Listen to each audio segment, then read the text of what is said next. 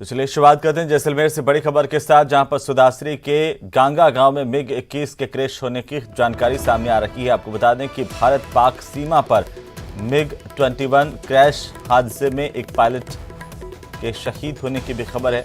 भारतीय वायुसेना का एक मिग 21 लड़ाकू विमान जैसलमेर के पास क्रैश हो गया। इस हादसे में पायलट की मौत हो गई है। आपको बता दें कि जिस जगह पर जेट गिरा वह सुदासरी डेजर्ट नेशनल पार्क में है और पाकिस्तान बॉर्डर के पास है। ये एरिया आर्मी के कंट्रोल में है, इसलिए वहां किसी को जाने की अनुमति नहीं है। विमान लगभग 8:30 बजे क्रैश हुआ। इसके बाद पायलट अपनी रेगुलर उड़ान पर थे और हादसे की जगह पर जैसलमेर से करीब 70 किलोमीटर की दूरी है। मौके पर पुलिस और फायर ब्रिगेड पहुंचे। वहीं भारतीय वायुसेना ने जांच के आदेश दिए हैं इस हादसे को लेकर के। इससे पहले अगस्त 2021 में बाड़मेर में एक मिग 21 विमान क्रैश हुआ था। ये फाइटर जेट ट्रेनिंग उड़ान पर था।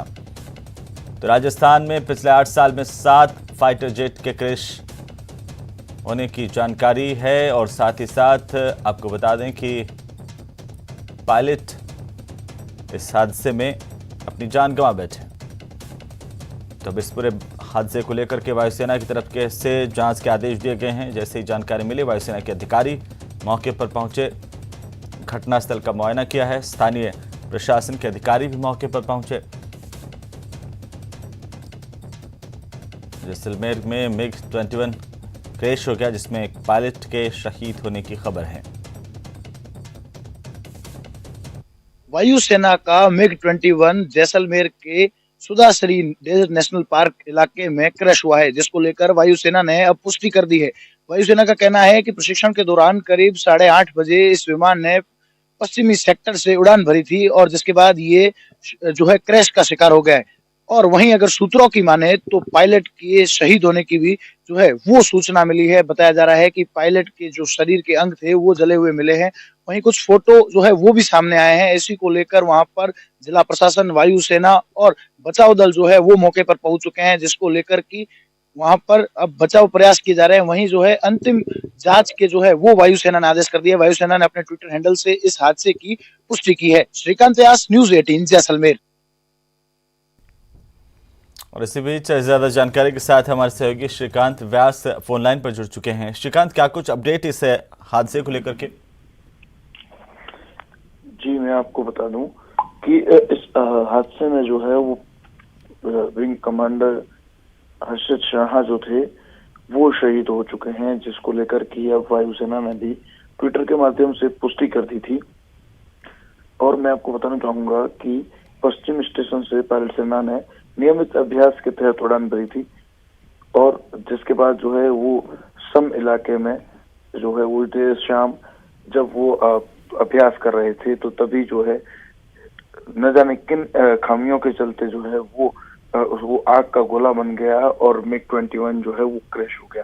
मिग 21 को कहीं ना कहीं ये भी जो है वो संभावना जताई जा रही है कि जो सम के मखमली दौरे हैं जहां पर टूरिस्ट आते हैं, वहीं से लगभग जो है वो 25 किलोमीटर की दूरी पर या 20 किलोमीटर की दूरी जो है वो इस घटना स्थल की है। तो कहीं ना कहीं जो है पायलट ने उस सम के मखमली दौरे में आए टूरिस्ट को बचाने के लिए प्लेन को आगे ले जाने का प्रयास किया है, जिसकी के चलते वो खुद की जान नहीं बचा पाए हैं। जी श्रीकांत, ये भी सामने आ रहा है कि हवा में ही इस विमान में आग लग गई थी।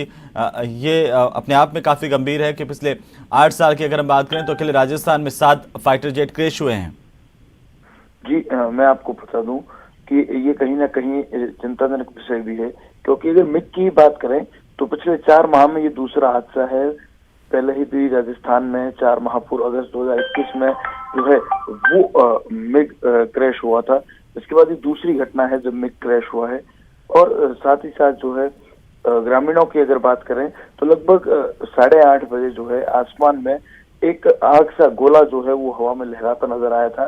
इसके बाद ग्रामीण जो है बाहर आए तो तेज धमाके के साथ जो है वो गोला नीचे आकर गिरा, जिसको लेकर ये बात स्पष्ट होती है कि हवा में ही जो है वो इस लड़ाकू विमान मिग 21 में आगजनी की घटना हो चुकी थी। वो वहां पर क्रैश होने से पहले ही जो है वो धू धू कर हवा में ही जलने लगा था।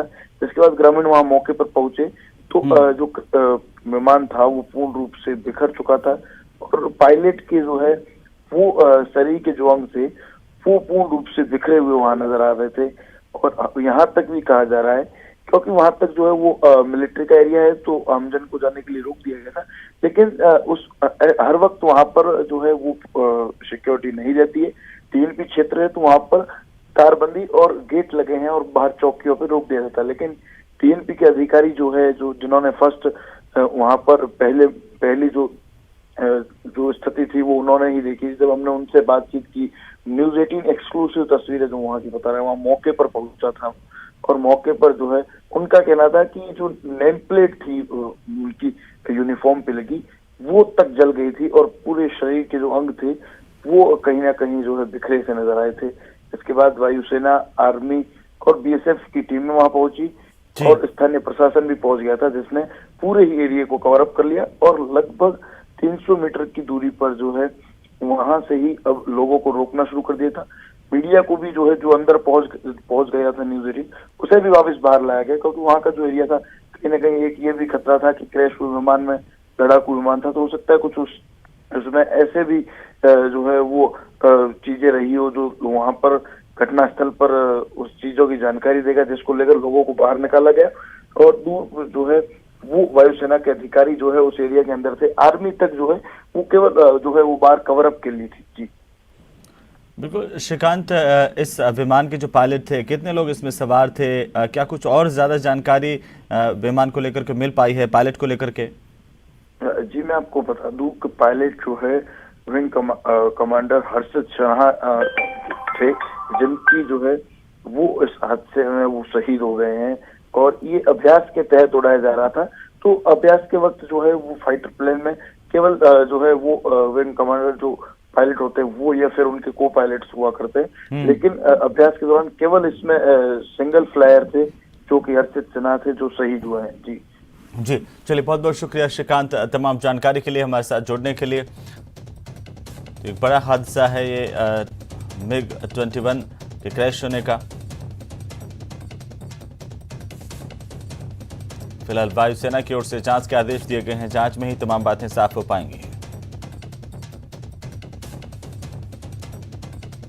और इसी हादसे को लेकर के मुख्यमंत्री अशोक गहलोत ने ट्वीट किया है और अपनी संवेदनाएं जताई है। सीएम ने ट्विटर पर लिखा है कि जानकर बेहद दुख हुआ कि विंग कमांडर हर्षित सिन्हा ने विमान दुर्घटना में अपनी जान गंवा दी। एक MiG-21 की प्रशिक्षण उड़ान के दौरान पश्चिमी क्षेत्र में यह दुर्घटना हुई। उनके परिवार के सदस्यों के प्रति मेरी हार्दिक संवेदना। हम उनके दुख को साझा करते हैं और प्रार्थना करते हैं कि उन्हें शक्ति मिले। ये मुख्यमंत्री अशोक गहलोत की तरफ से ट्वीट किया गया, अपनी संवेदनाएं जाहिर की गई और साथ ही साथ श्रद्धा सुमन भी अर्पित किए गए हैं विंग कमांडर हर्षित के लिए, जिनकी जान इस विमान हादसे में गई है।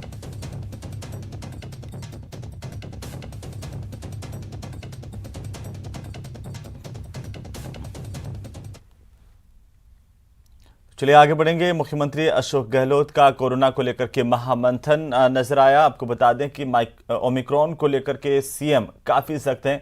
जिला प्रशासन को 100% वैक्सीनेशन सुनिश्चित करने के निर्देश दिए गए हैं। 1 फरवरी से बिना वैक्सीनेशन के कई स्थानों पर एंट्री नहीं होगी। सुविधाओं के उपयोग के लिए वैक्सीनेशन बेहद जरूरी होगा, ये भी साफ कर किया गया है सरकार की तरफ से। खुद मुख्यमंत्री की तरफ से पूरे दिन भर बैठकों का दौर चला। जनवरी से मास्क नहीं लगाने पर सख्ती बढ़ेगी। और साथ ही हम आपको बता दें कि वैक्सीनेशन और मास्क पहनने के लिए लोगों को जागरूक करने के निर्देश भी मुख्यमंत्री अशोक गहलोत ने दिए हैं। उन्होंने कहा है कि ये बिल्कुल अनिवार्य है कि लोग वैक्सीनेशन कराएं, मास्क पहने और ऐसा नहीं करने का अधिकार किसी के पास नहीं है। साथ ही साथ उन्होंने प्रशासन को भी कहा है कि ऐसे लोगों की लिस्ट तैयार की जाए जिन्होंने अभी तक टीका नहीं लगवाया है, वैक्सीनेशन नहीं करवाया है, क्योंकि वैक्सीनेशन ज़रूरी है और ये नहीं करवाने वालों की सरकारी सहायता को भी रोका जाएगा।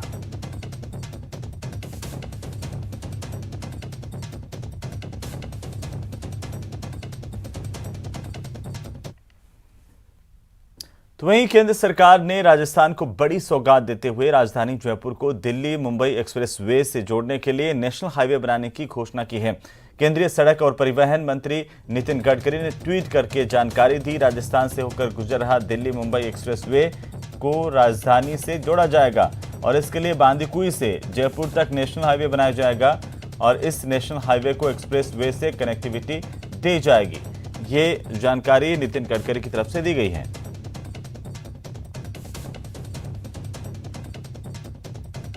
तो इसके बाद राजधानी से सीधा जुड़ाव हो जाएगा और सबसे महत्वपूर्ण बात यह है कि दिल्ली मुंबई एक्सप्रेसवे राजधानी से जुड़ेगा और इसके लिए बांदीकुई से जयपुर तक नेशनल हाईवे बन जाएगा। इस नेशनल हाईवे को एक्सप्रेसवे से कनेक्टिविटी मिलेगी, जिससे राजधानी और उसके आगे तक पहुंचने वाले लोगों को आसानी होगी। उनका सफ़र आरामदायक होगा, सुगम होगा, कम समय में पूरा हो सकेगा। तो केंद्रीय सड़क परिवहन मंत्री नितिन गडकरी ने ट्वीट करते हुए तमाम जानकारी दी है और साथ ही उन्होंने अपने ट्विटर पर लिखा है कि राजस्थान राज्य में जोधपुर रिंग रोड, केरू, करवार, डांगियावास और बांदीकुई से जयपुर खंड दिल्ली वडोदरा एक्सप्रेसवे से निकली शाखा को राष्ट्रीय राजमार्ग घोषित किया गया है। ये जानकारी खुद नितिन गडकरी ने दी है। केंद्रीय परिवहन मंत्री की तरफ से जानकारी साझा की गई है। ट्वीट करते हुए उन्होंने ये जानकारी दी है। तो मरुधरा को 2 नेशनल हाईवे की सौगात दी गई है। सहित राजस्थान को बड़ी सौगात मिली है और केंद्रीय सड़क एवं परिवहन मंत्री नितिन गडकरी ने अभी ट्वीट करके जानकारी दी है कि जयपुर से बांदीकुई तक नेशनल हाईवे बनाया जाएगा और इस नेशनल हाईवे को दिल्ली मुंबई एक्सप्रेसवे से जोड़ा जाएगा।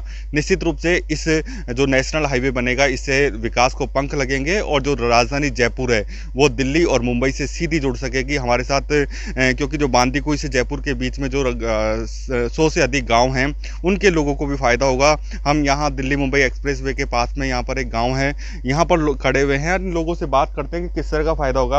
आप बताएं कि किस तरह का फायदा होगा। पहले तो दिल्ली मुंबई एक्सप्रेसवे से क्या फायदा होगा? दिल्ली मुंबई एक्सप्रेस से ये फायदा होगा कि यहाँ से आवागमन के साधन बढ़ेंगे और यहाँ से हमको आने जाने में भी सुविधा रहेगी और औद्योगिक क्षेत्र बढ़ेगा और यहाँ से जो बेरोजगारी है ये भी कम होगी।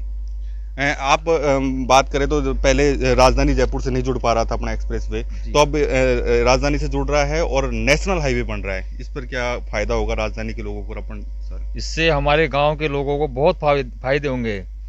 इससे जो बेरोजगारी है वो खत्म हो जाएगी। एक तो अब जो हमारे धंधे चौपट हो रहे हैं वो भी सही ढंग से सुचारू रूप से चलने लगेंगे और ये राजधानी के लोग भी सीधे जा सकेंगे दिल्ली मुंबई, ये भी एक फायदा होगा। ये भी एक फायदा होगा। ऐसे में पहले 7 से 8 घंटे दिल्ली जाने में लगते थे, अब केवल सिर्फ 2.5 घंटे में दिल्ली जा सकेंगे और ये जो केंद्रीय मंत्री नितिन गडकरी की एक बड़ी सौगात है।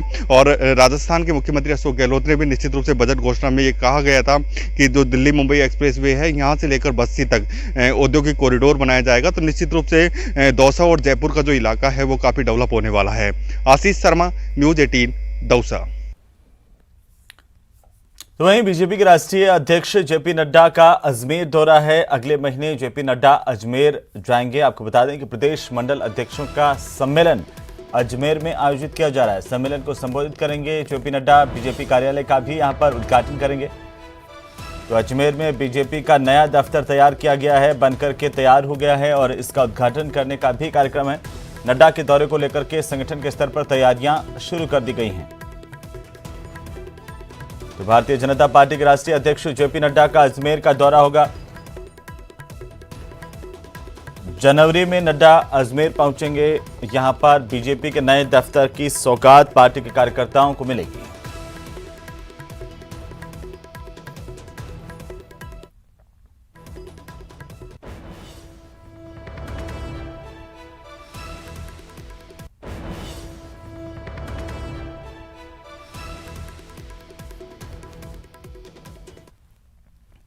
तो वहीं जयपुर में न्यूज़ 18 की खबर का असर देखने को मिला है। आपको बता दें कि बिगड़ी हुई सफाई व्यवस्था पर कार्रवाई की गई है।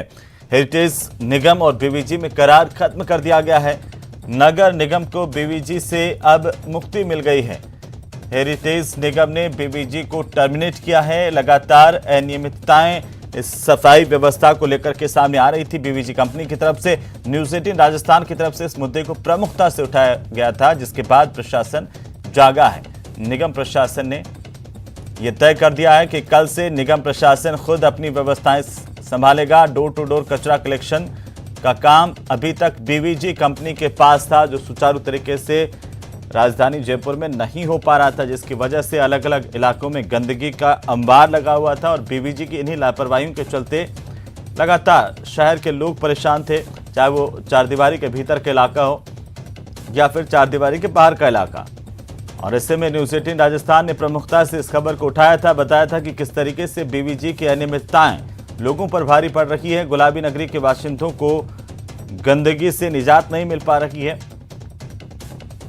और अब आखिरकार न्यूज़ 18 की खबर का असर हुआ है। तो चलिए खबरों में फिलहाल वक्त हो चला एक छोटे से ब्रेक का, जल्द लौटेंगे, आप बने रहिए हमारे साथ। खुलकर खेले राजस्थान, नाप दे पैरों से जमीन, उचक के छू ले आसमान। न्यूज़ 18 राजस्थान ने चलाई मुहिम, करने खेल और खिलाड़ियों की मुश्किलें आसान। मुहिम के अंतिम पड़ाव पर खेल मंत्री खेल जगत के एकलव्य और द्रोणाचार्य के साथ खेल से खोलो किस्मत में। देखिए 25 दिसंबर दोपहर 1:56 पर। उधर जयपुर में क्रिसमस की धूम देखने को मिल रही है। राजधानी जयपुर के गिरजाघरों को बेहतरीन तरीके से सजावट की गई है, साथ ही गिरजाघरों में सजावटी लाइटिंग भी की गई है। क्रिसमस के मौके पर गिरजाघरों में विशेष प्रार्थनाओं का दौर लगातार जारी है। चर्च की सजावट और अन्य इंतजामों का जायजा लेते हुए मौजूद लोगों और पादरी से खास बातचीत की है हमारे संवाददाता लवली वधवा ने।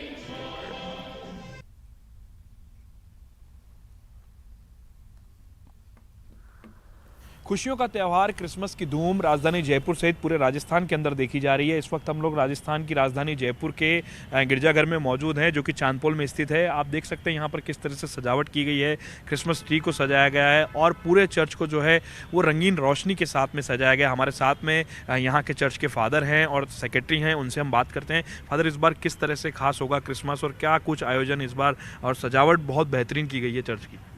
जी, सबसे पहले है तो आपको इस क्रिसमस की ढेर सारी शुभकामनाएं। इस चैनल को प्रभु आप सबको बहुत ऐसे आशीष और बरकत दे। और जैसा कि आप देख रहे हैं कि करीबन 2 साल बाद हम इस क्रिसमस को सेलिब्रेट कर रहे हैं।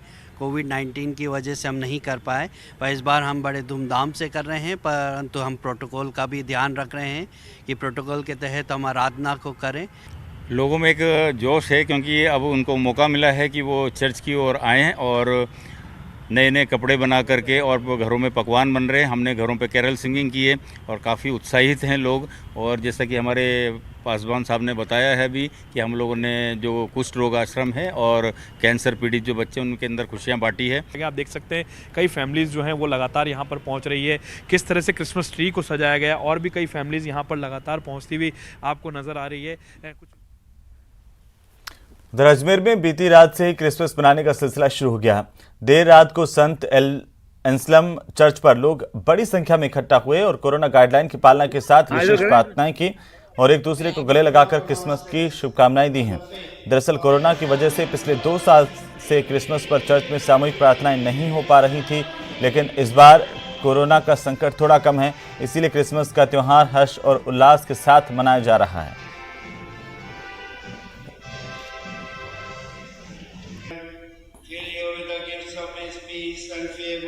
आ रही है एंड आज 2 साल बाद लग रहा है कि कुछ अच्छा हो रहा है, या पॉजिटिविटी है।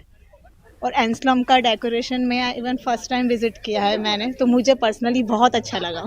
इस अजमेर वासियों ने, स्पेशली इस पल्ली के वासियों ने आकर गिरजाघर में प्रार्थना किया। तो वही क्रिसमस की पूर्व संध्या पर जोधपुर के अलग अलग क्षेत्रों में तमाम गिरजाघरों को आकर्षक रोशनी से सजाया गया है। जोधपुर के तारघर के पास स्थित समरवेल चर्च पर आकर्षक रोशनी की गई है। समूचा चर्च जगमगा उठा और आज प्रार्थना सभाएं होंगी।